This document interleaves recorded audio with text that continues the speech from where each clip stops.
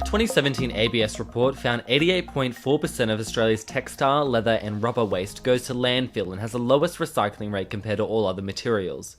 This is where clothes swapping comes in. But before we figure out if clothes swapping is more effective at reducing waste in Sydney compared to other trends like op shopping, we need to look at what people are doing with their clothes now, and if the clothes swapping trend is big enough to make a dent in the tons of clothing filling up landfill. In case you don't know, clothes swapping is where you trade unwanted clothes for other people's clothes. No need for money and no increase in the amount of clothing a person owns. It's a good way to spice up your wardrobe, but also an act of environmentalism. So back to the start. Let's look at what the people of Sydney, well, let's target millennials, are doing with their clothing. Down at Darling Harbour, I chased down a bunch of millennials and asked them if they clothes swapped before. Yes. I have. Yeah, I've swapped with like some friends. I have participated in clothes swapping. No. No, not really. Never myself. No, I haven't. No. I don't know people that would do that, or I don't have people that like have the same style or same size as me. I just feel like it hasn't been like communicated to me. Like I just don't know when it's happening. Like this year, I've been trying to be more like sustainable and like conscious of like fast fashion and that sort of thing. I don't know, like a better incentive, like knowing where my clothes are going. Well, if there was actually places where you could go and meet people to swap, like more organised events, I would definitely be on board for it. If my friends were willing to do it, I'd just be like, yeah, it doesn't need to be a whole organised thing. It's just like an agreement that people have.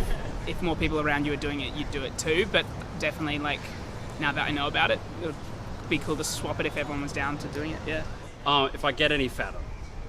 In a public survey conducted by a publication about clothing habits, 63.9% of 61 respondents said they'd heard of clothes swapping. However, only 1 in 6 people had swapped their clothes at least once, and just 1.6% get most of their clothing from clothes swapping, while over 2/3 purchase clothes from department stores. You can check out what else we found below this video.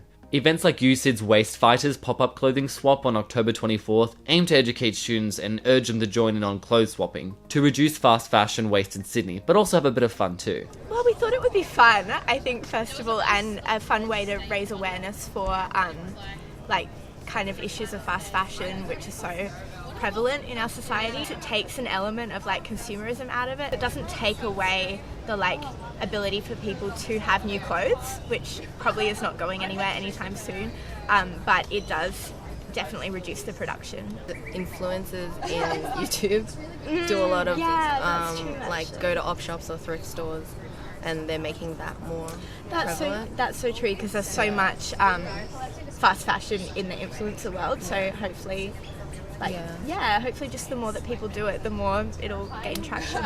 Small events like this are increasing the popularity of clothes swapping, but now local businesses are starting to use clothes swapping to reduce Sydney's clothing waste rather than just op shopping. Scroll down to hear more.